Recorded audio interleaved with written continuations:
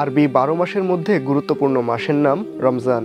ইসলামের মূল 5টি ভিত্তির অন্যতম এটি। দ্বিতীয় হিজরিতে কোরআনের আয়াতের মাধ্যমে আল্লাহ তাআলা উম্মতের ওপর রমজানের রোজা ফরজ করেছেন।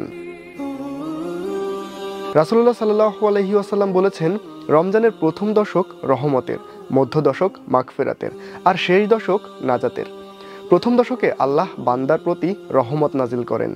রহমতের মাস রমজান জুড়ে পাপ কাজ থেকে বিরত থাকা এবং নেক কাজে নিয়োজিত থাকা অনেক সহজ। তাই রমজানের রহমতের দশকে আল্লাহর অনুগ্রহ পেতে এবং রোজাদারের করণীয় হলো: 1. দিনের বেলা একনিষ্ঠতার সঙ্গে রোজা পালন করা। 2. জামাতে নামাজ আদায় করা। 3. রাতে তারাবি ও তাহাজ্জুদের নামাজ পড়া। 4. কোরআন তিলাওয়াত করা। 5. দান সাদাকা করা। 6. ফিতরা ও যাকাত দেওয়া। 7. আল্লাহর জিকির ও তাকওয়া অর্জনে সচেষ্ট হওয়া। রমজানে রহমত বা অনুগ্রহ পাওয়ার ঘোষণা রয়েছে।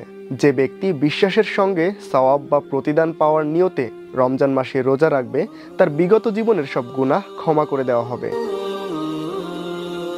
হযরত আবু হুরায়রা রাদিয়াল্লাহু আনহু এর বর্ণনায় আছে যে রাসূলুল্লাহ সাল্লাল্লাহু আলাইহি ওয়াসাল্লাম বলেছেন, রমজানের প্রথম রাতে শয়তান ও অবাধ্য জিনগুলোকে বন্দী করা হয়।